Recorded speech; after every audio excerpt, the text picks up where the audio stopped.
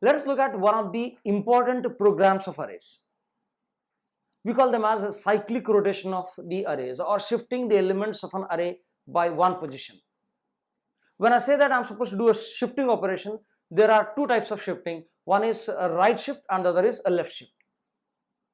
Now, how do I carry out this particular task of shifting the elements of an array by one position? Now, see here. Suppose if I say that I have, say, 4 elements in an array, and let's say these 4 elements are in this fashion. This is my input array.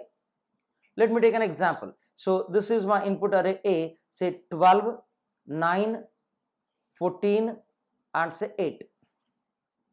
Now what I need to do is, I need to shift this elements of the array towards the right hand side by one position. So the new array, or the output has to be these contents. When I shift this, 12 goes on the other side, 9 goes in the place of 14, 14 goes in the place of 8, and 8 will now occupy the last position. This is the output array which I need to obtain when I'm supposed to do a shifting operation. So how do I get this particular stuff? A very important and a simple logic. Whenever we do a shifting towards right hand side or toward left hand side, in the next video I'll illustrate how do I do the left shift, but the logic is still the same. Any cyclic rotation program, when you want to do it in a right hand side or in an anti-clockwise direction, or left hand side, that is a clockwise direction. When I say right hand side, the elements move in an anti-clockwise direction, and when I say left hand side, the elements move in a clockwise direction. So here I am trying out an anti-clockwise movement. When you say cyclic rotation, you have to indicate the direction in clockwise or anti-clockwise. If you are going to shift the elements, in that case you can just say left shift or right shift, right? So in this case I am supposed to do a right shift. You can remember this entire logic into 3 simple steps. Step number 1, whenever you do a shifting operation of an array, one element of the array will move out and occupy the other side.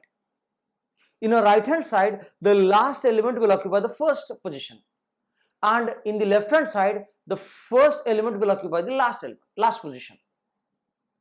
So here I am going to transfer this A of n minus 1 into the first location, but you can't do it directly.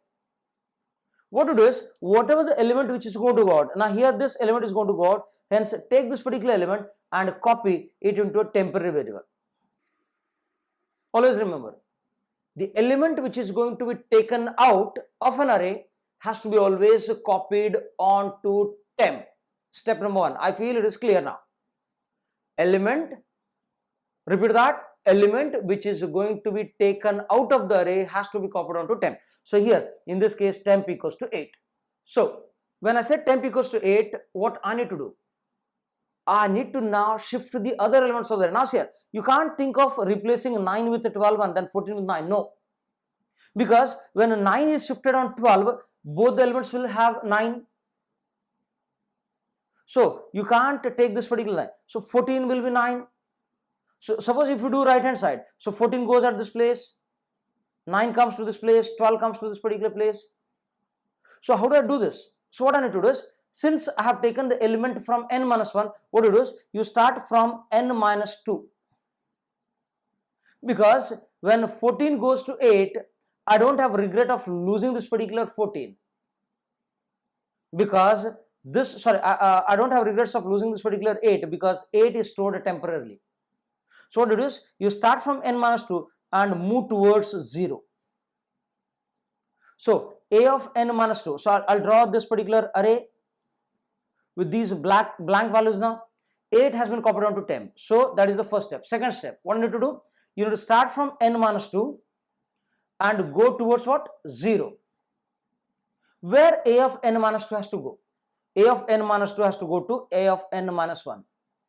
So if I holds n minus 2, then I have to say that A of I should go to A of I plus 1, because n minus 2 plus 1 is n minus 1. So the A of I goes to A of I plus 1. So 14 goes to the next location. I gets further decremented. So I becomes, in this example, 0, 1, 2, 3. A of 3 should be copied into A of 4. After that, A of 1. So A of 1 should go to what? A of 3. So this becomes 9. A of 0 should go to A of 1. That becomes 12. But when I reduce this particular value, automatically the the index I is reduced to -1, which means that the loop is going to turn out as false. And now for the last time, what I need to do is, whatever the element, the third step is whatever the element which is in temp has to copy it at the first position. This, now don't you feel that this and this array are one and same? So what we did, the element which is going to go out is copied onto temp. We started the element which is just before that and went towards the other side, that is 0. The current value where I is pointing is stored onto the next location. Next location can be obtained by I plus 1. So A of I is transferred to A of I plus 1. Since assignment operator works from right to left, so A of I is transferred to A of I plus 1. So A of I is 14. So sorry, A of I is 14 and this goes to this particular place.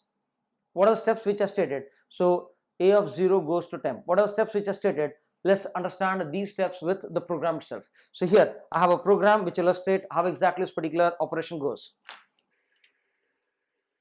Now I'll have the initial operations of the arrays, numbers and the elements. So let's say the value of n as say 5, and here I have this array called as A, which stores these 5 values. Say 2, 9, 8, 4, 7. These are the elements which have been read by the user. Now step number 1. This is step number 1. What we did? The element which is going to go out, that is A of n minus 1, is copied onto temp. So your temp is now what? 7. Now what are the new numbers which I would write? I would write with a different color. Observe this particular operation. So temp goes to this particular place. A of n minus 1 goes to temp. After that, I'll start the loop from n minus 2, that is from this location, and go towards what? 0.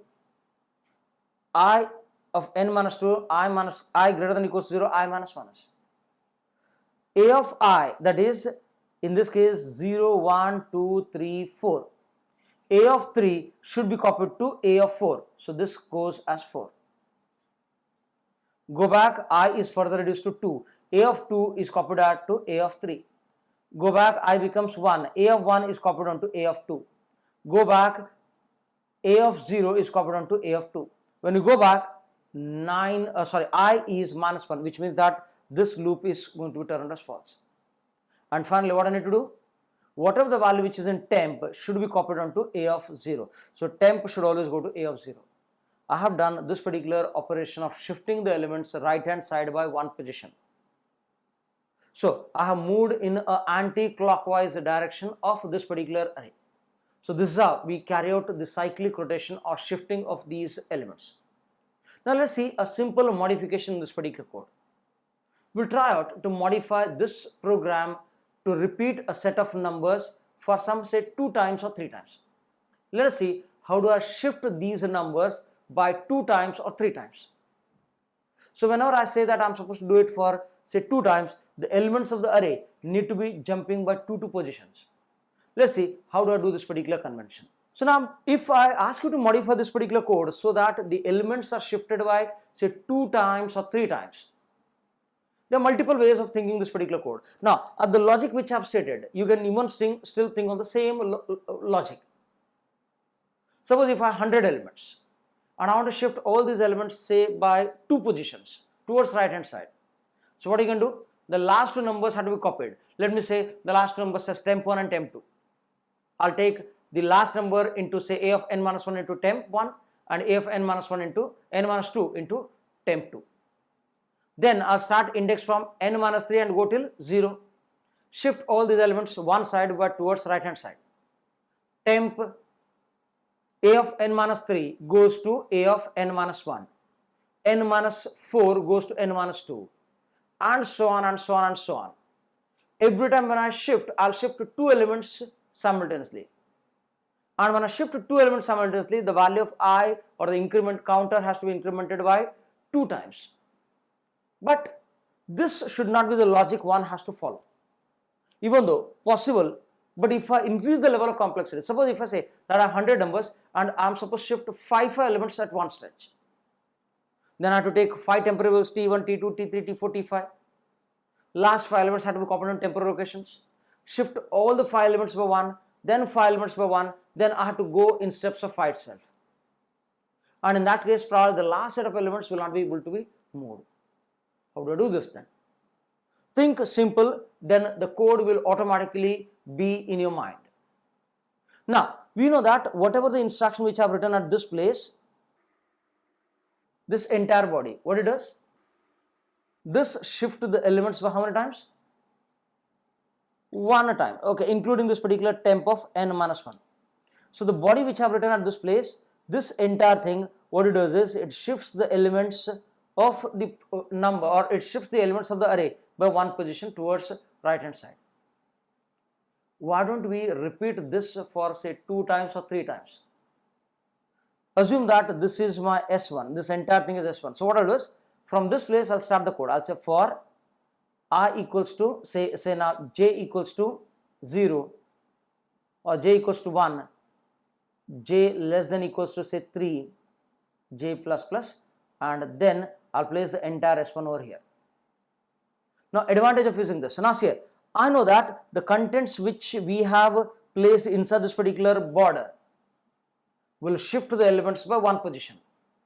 If I make them to repeat for 3 times, how many times these elements are going to be shifted? 3 times.